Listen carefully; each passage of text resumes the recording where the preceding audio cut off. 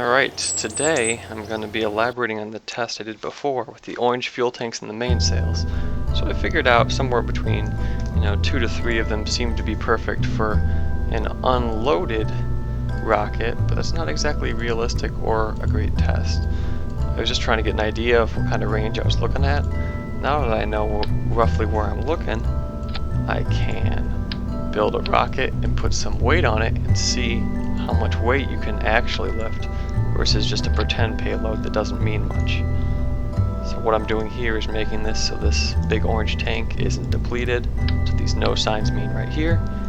I've got a decent idea of what I want to do. I sketched some of this out earlier. So what I'm going to start with is 5 tanks. So I've got the 1 payload tank. When I say 5 tanks, I mean 5 usable tanks. I'll actually just do this for fun. Put another one of these in here for a visual. Alright, and then I will put in some decouplers. I like the radial ones, just a personal preference.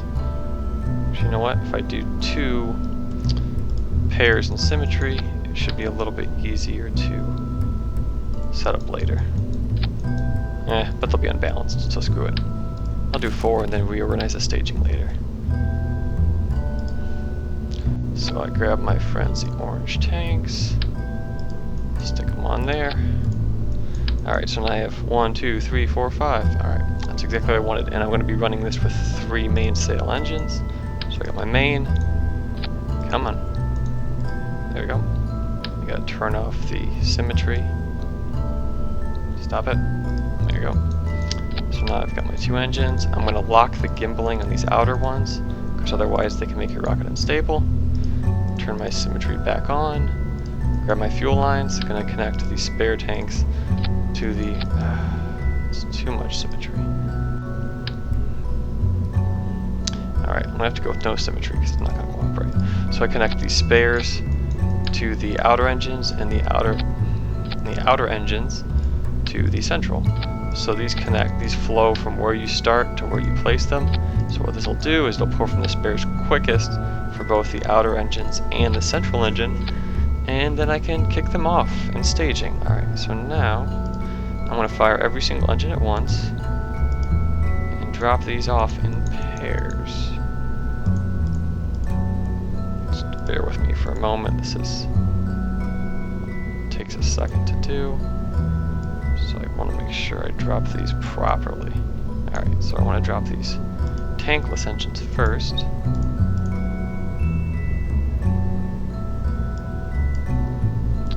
And then both simultaneously drop. Alright. So you might be able to tell these things are highlighting. Sometimes it's a little tough because it's so subtle. There we go. So I've got the outer tanks highlighted, and then the outer tanks with engines highlighted because I'm going to drop those last. So the first stage will be firing all 3 blasters, second one will be drop the secondary storage tanks, and the third stage will be drop the booster tanks. So I believe that's it. I'm just going to double check my little drawing. Yeah, I think that's it. So fairly simple rocket. Again, the top tanks are turned off. Just for reference, the orange tank up here is 36 tons.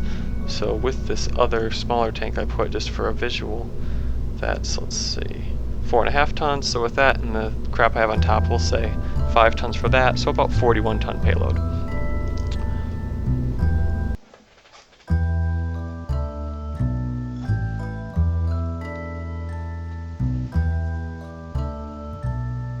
Alright, what I'm going to do this time,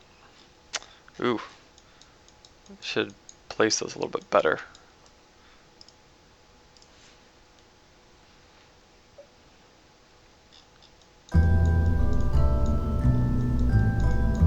Doesn't look that bad. Oh, you know what? I didn't put struts on there.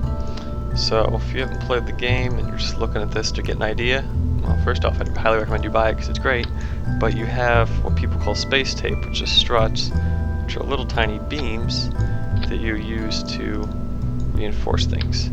And I could do this with the storage tanks without these little struts, but with the mainsail engine dangling off, it's not going to work. So it's ugly, it's not very symmetric, but it should get the job done. Alright, try again.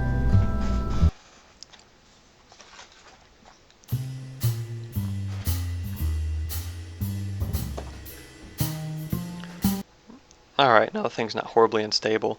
So this should, I believe this will be a stable rocket without winglets, or I should say control surfaces, I don't know for sure. From my liquid fuel monitoring, because I like to. If you see at the bottom, I can throttle this guy up. I'm not paying attention to find trajectory, so rockets!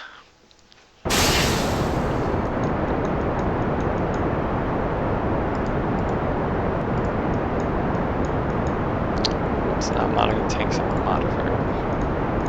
There we go. I might have to worry about overheating, we'll see. So now if you contrast this to the other video, you can see those 2 otter tanks are getting drained just super quick. Then again, before I was using up to 3 tanks for 1 engine. Here I'm using 5 for 3.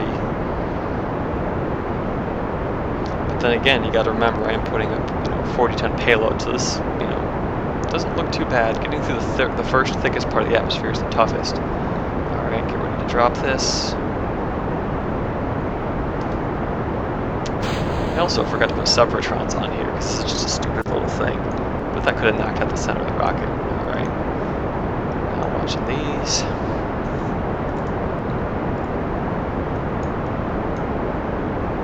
Looks like the overheating is not going to be a problem. I'm almost on the first section of the atmosphere, which is the toughest.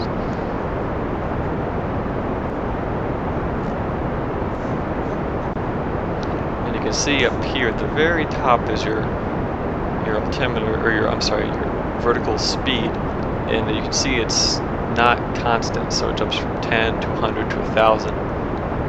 So I'm starting to pick up some serious speed. It looks like almost time to drop those secondary engines.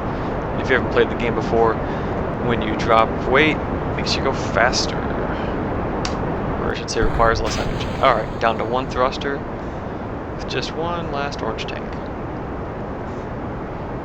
So what I'll do is this will be the only flight I'll watch, and then I'll just go to the results for the other tests I run, because there's no reason to watch a rocket fly off a whole bunch of times in a row.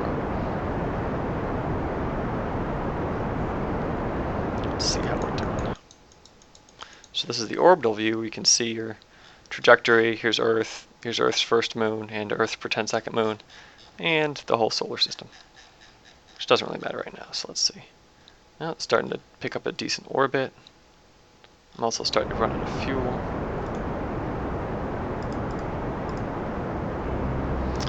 And that overheating is starting to creep up again, but I don't think the rocket's going to explode before it gets there.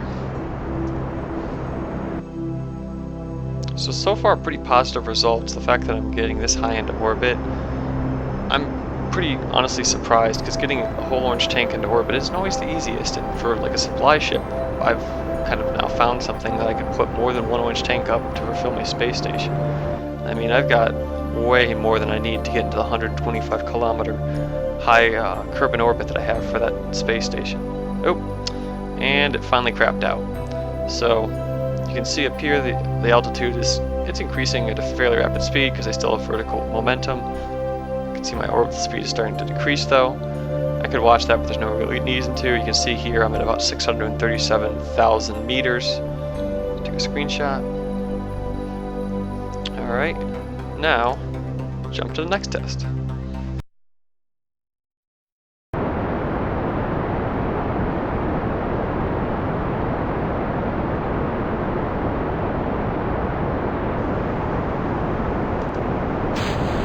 Oh no. So that time, separatrons, not these stacks are high enough. Horrible, horrible things can happen. Alright, so this is the end of the 6 tank test. You can see the orbit height is 1.22 million meters above Kerbal.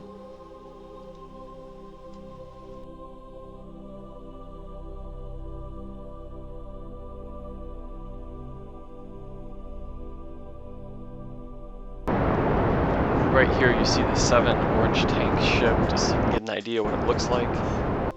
And here's the cut to the final part of the flight. This flight got to about 2.55 million meters above Kerbal.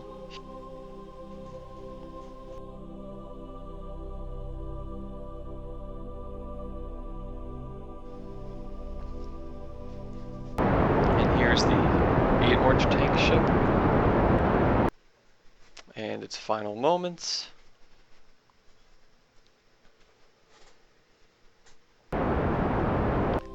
here's its final orbit at 6.41 million meters.